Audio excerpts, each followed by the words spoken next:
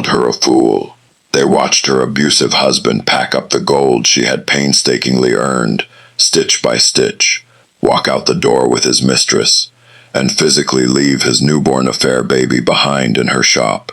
The entire neighborhood whispered that she was clinically insane for keeping that child. Why feed the offspring of the man who beat you, robbed you, and publicly humiliated you? Society's default advice was entirely predictable. Abandon the child at an orphanage, hunt him down in court, and scream your victimhood to anyone who will listen. But society operates on the lowest possible frequency of emotional reactivity. They were looking at her situation through the lens of petty, immediate revenge. Under the lens of Stoicism and depth psychology, what this tailor did was the most devastatingly calculated reversal of fate imaginable. She understood something fundamental that most people spend a lifetime missing. The child was entirely innocent. Keeping him wasn't an act of saintly, passive forgiveness. It was the ultimate act of self-healing. Look at the outcome 2 decades later. The thief who ran off with the gold is currently aging, completely bankrupt, and entirely alone. The woman who gave everything away just watched that same affair baby graduate from university as a fiercely loyal, honorable young man who calls her his only mother. Today, we are going to break down the brutal, mathematical reality of karma and why true letting go is never about surrender. It is an aggressive, calculated reallocation of your psychological energy. If you are tired of superficial advice and want to genuinely master the mechanics of your own mind, subscribe to the channel, hit the bell, and share this with someone who needs to hear it. Leave a comment below if you have ever had to rebuild your life from absolute zero. Let's look closely at the anatomy of this betrayal. Imagine the claustrophobic air of that small tailoring shop. The physical abuse she endured for years wasn't just about the bruises. It was the systematic dismantling of her self-worth. Every single time she sat at that heavy sewing machine, pushing herself to the point of physical exhaustion to stitch together a financial safety net, he was there to tear it apart. When he finally left, taking her life savings and dumping his illegitimate infant in her lap, it was designed to be the final, fatal blow. He actively weaponized a human life to ensure she would remain permanently chained to poverty and shame. He expected her to shatter. He needed her to break to justify his own pathological choices. Abusers fundamentally require your ongoing destruction to validate their twisted narrative. If you survive, if you thrive, you expose their entire existence as a lie. That infant was supposed to be a heavy anchor, dragging her into lifelong bitter resentment. Every time she looked at the baby's face, she was supposed to see her husband's infidelity. But she entirely refused the script he wrote for her. Instead of surrendering to the role of the broken, abandoned victim, she executed a psychological masterstroke that most people lack the mental fortitude to even comprehend. Let's look at the immediate aftermath. The gold was gone. The shop was empty. The town was holding its breath, waiting for her to break down, to abandon the affair baby at an orphanage, to beg for charity. That is exactly what her abusive husband anticipated. He wanted her paralyzed by trauma. Here is the brutal truth about malignant betrayal. The betrayer doesn't just want to leave you, they want to consume you. They leave behind a catastrophic mess, specifically so you spend the rest of your life cleaning it up. It is a twisted way of maintaining dominance over your existence even in their absence. That infant was a tactical landmine left in her living room. But she looked at that child, the biological evidence of his ultimate disrespect, and made a chillingly rational decision. She separated the abuser from the infant. Society called it naive, saintly compassion. It wasn't. It was extreme cognitive decoupling. She understood that abandoning the child out of spite, or destroying herself over the betrayal, would mean he won. It would mean he still dictated her emotional baseline. So, she sat back down at that sewing machine. With an infant sleeping in a basket next to the pedals, she began to stitch. Every garment she completed wasn't just a financial transaction. It was a brick in a new, impenetrable psychological fortress. The rhythmic, relentless sound of that machine drowned out the town's gossip.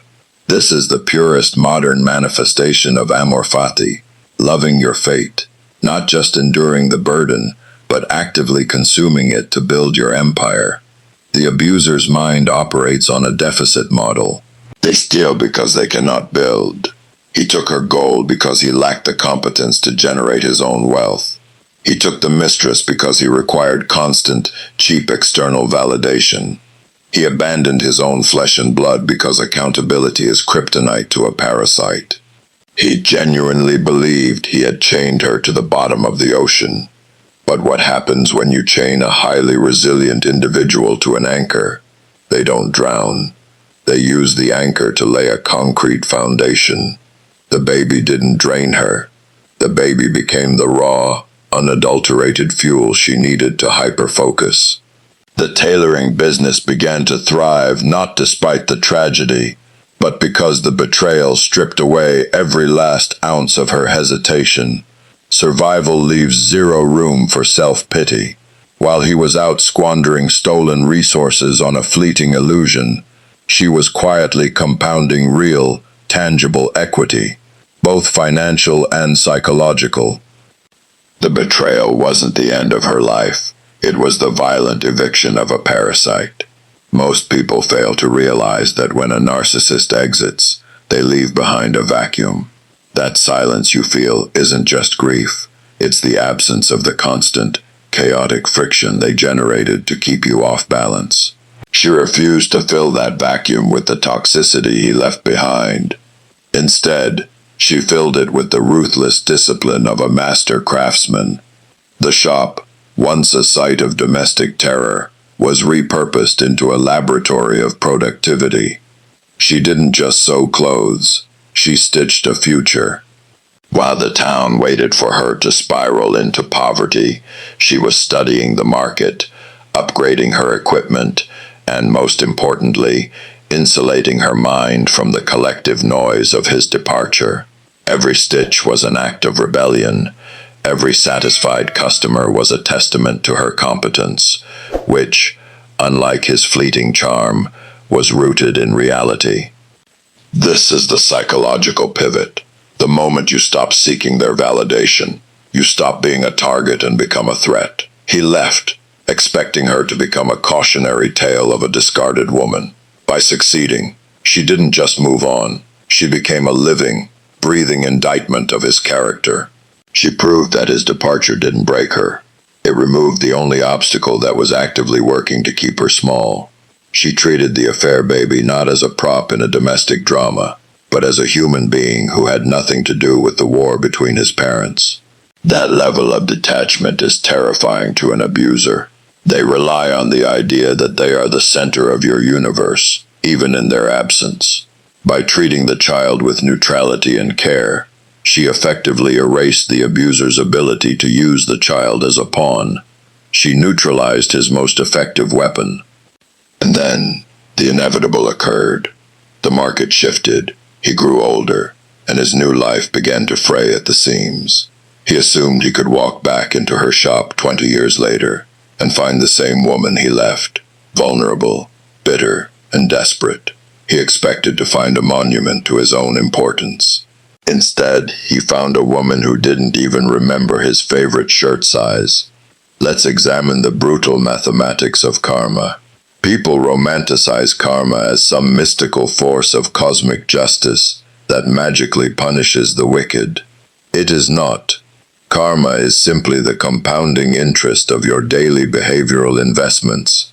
He invested his entire existence in deceit, theft, and the exploitation of a toxic affair partner. That is a high-risk, negative yield portfolio. Fast forward 20 years, and the inevitable market crash occurs. The stolen gold is gone. The mistress, operating on the exact same parasitic frequency as him, has drained him. and discarded him. He is left bankrupt, aging, and staring into a terrifying void of absolute isolation. This is when the predictable narcissistic loop triggers. The hoovering phase. He doesn't return out of a sudden miraculous spiritual awakening or deep paternal remorse. He returns because he is starving for supply. He views the biological child he abandoned not as a human being, but as an insurance policy. A final, untapped reservoir of financial and emotional resources. He fully expects a cinematic confrontation. He anticipates a child crippled by father hunger and a woman still burning with bitter, unresolved rage. He actively craves that explosion. Anger would prove he is still relevant. Hatred would validate his perceived power over their lives. But this is where the psychological fortress she meticulously built over 2 decades demonstrates its absolute impenetrability. She didn't spend 20 years running a smear campaign against him. Truth does not require a PR department. By raising that child in an environment of stoic emotional regulation, relentless work ethic, and quiet dignity, she inadvertently gifted the young adult a highly calibrated radar for manipulation. The child was not raised in the toxic shadow of a missing father. The child was raised in the illuminating light of an unbreakable mother. When this broken, hollow shell of a man finally shows up, demanding reverence simply because he provided half a DNA strand, the reaction he gets is not explosive rage. It is clinical, devastating indifference. The young adult looks at him not as a lost parent, but as a cautionary tale, a total stranger making absurd, unearned demands. This is the precise moment the abuser experiences total psychological death. Hate would have fed his ego, but complete irrelevance shatters it. He realizes that his grand masterpiece of betrayal didn't destroy her. It handed her the exact raw materials she needed to build an empire of peace. She watched him stand there, a pathetic ghost of the tyrant who once robbed her. She didn't gloat. She didn't scream for vindication. She simply closed the door. That specific, deafening silence was the most violent psychological strike imaginable. It finalized his absolute non-existence. Forgiveness is a trap designed by the weak to extract unearned grace from the strong. She never forgave him. She simply outgrew him. When you study depth psychology, particularly Carl Jung's concept of the shadow, you understand exactly what transpired in that tailor's shop.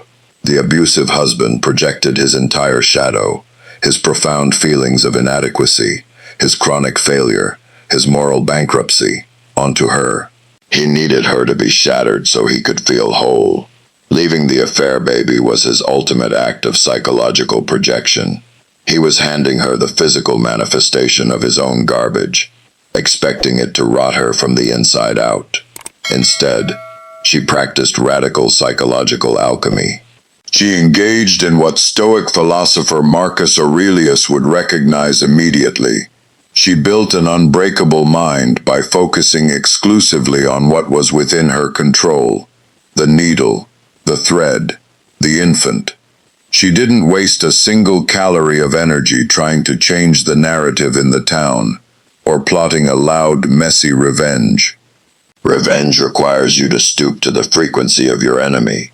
She elevated herself so far above his frequency that he ceased to exist in her reality.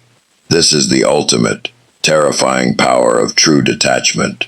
When the narcissist returned, seeking his final hit of emotional supply, he didn't find a victim.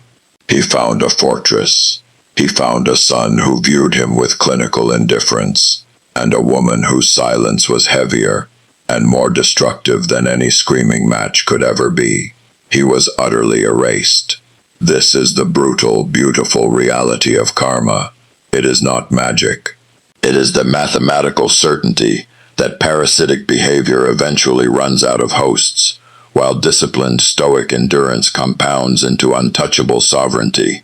She didn't wait for the universe to balance the scales. She built her own scales, and she weighed him, and she found him entirely irrelevant. I know the silence after a profound betrayal feels like a crushing weight, but if I told you that in this exact moment, you possess the raw materials to construct an unbreakable psychological empire, would you take the first step? Do not let your abuser dictate your final chapter. Subscribe if you are ready to master your mind, embrace your fate, and stop letting a chaotic world dictate your inner peace. Leave a comment below. What is the one emotional anchor you are dropping today to build your own foundation?